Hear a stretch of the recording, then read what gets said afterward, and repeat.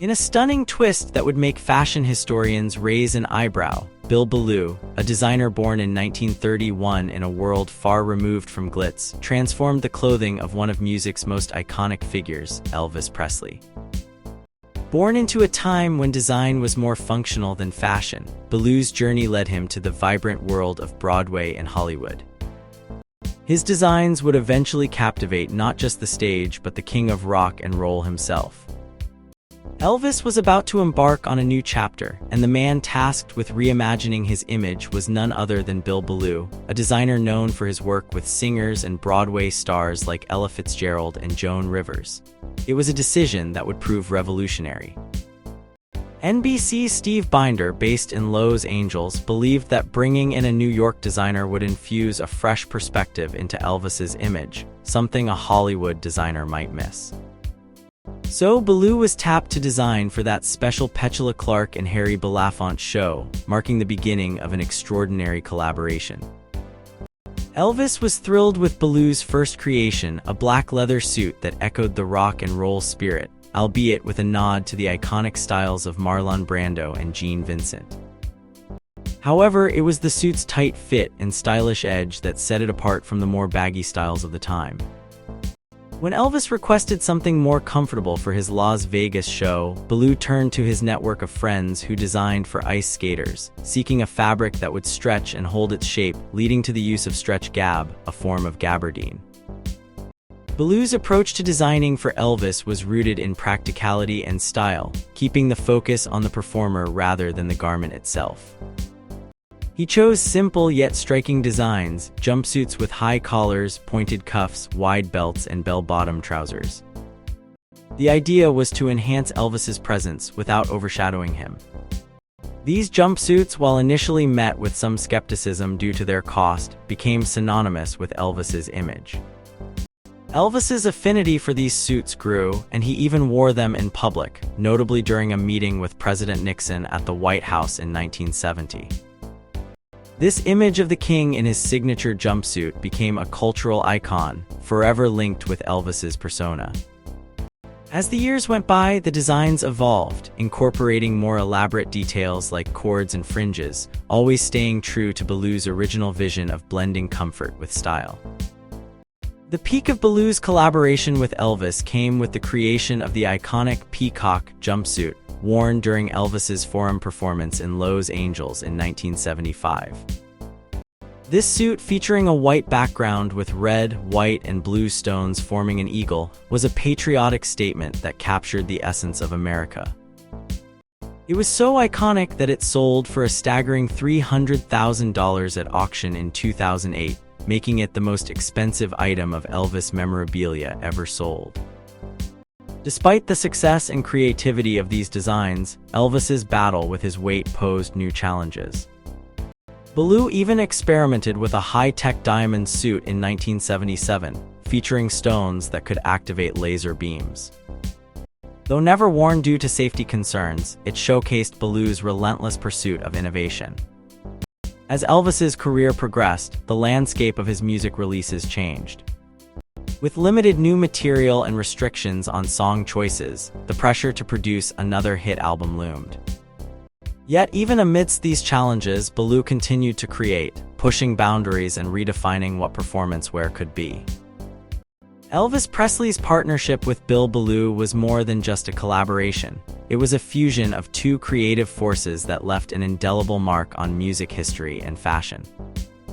Through it all, Belew's designs not only reflected the times but also helped shape the legend of Elvis Presley, proving that sometimes the right outfit can change the world. In 1969, Elvis Presley decided to come back to Memphis after a long time.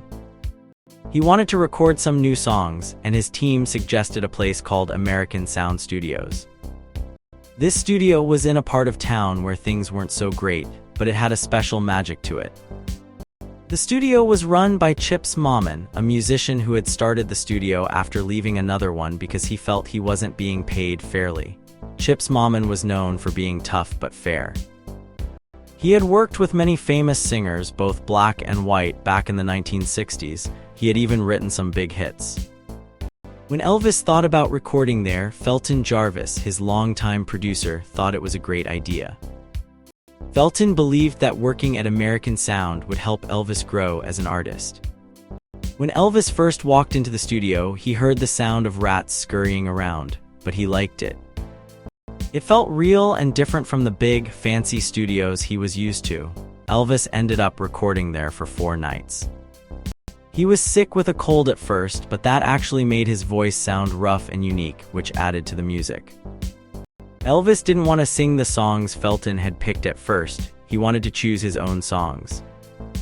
Marty Lacker, another important person in Elvis's team, told him he could pick more songs if he didn't insist on owning half of the rights to the songs. Elvis agreed, and Chips Moman quickly found some new songs for him. The musicians who played with Elvis were all experienced and knew him well. They included Reggie Young on guitar, Bobby Emmons on organ, and Bobby Wood on piano.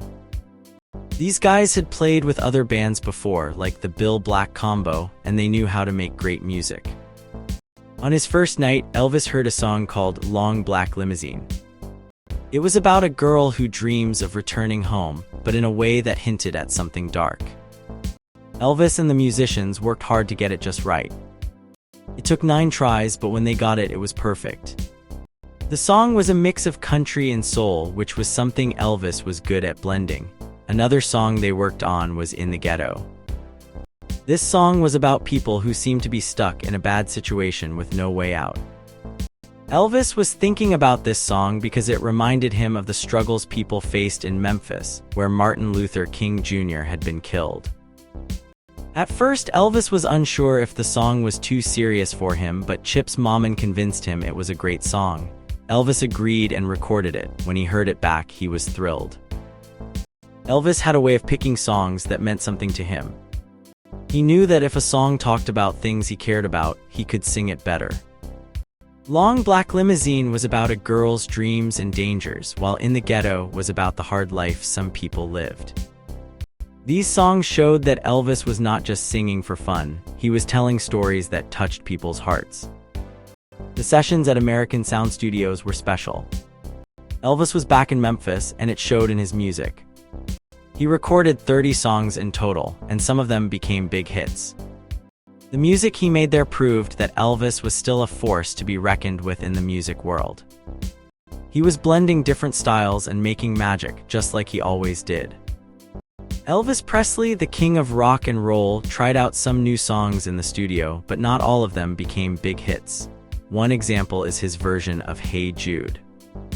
Although Elvis had a unique style, he didn't quite capture the magic of the original by the Beatles. This shows how sometimes even great singers can struggle with a song. Elvis had a habit of recording songs on a whim. One day, he started working on Chips Moman's song this time and then switched to singing I Can't Stop Loving You. This shows how Elvis liked to explore different ideas as they came to him. He was inspired by other songs like Ray Charles' arrangement of After Loving You, which was similar to a song he was working on. Elvis loved songs that told emotional stories, even if they were a bit sad. Songs like Long Black Limousine and Don't Cry Daddy fit this style. He also enjoyed songs about family, like From a Jack to a King. This song showed off his unique way of singing, even if he made mistakes sometimes. One interesting story is about Mort Schumann, who wrote songs for Elvis after moving to Europe. One of these songs was You'll Think of Me. Elvis put this song on his album, showing how much he appreciated Schumann's work. However, some felt Elvis might not fully understand complex songs like those by Jacques Brel, because his style was more focused on rock, country, and blues.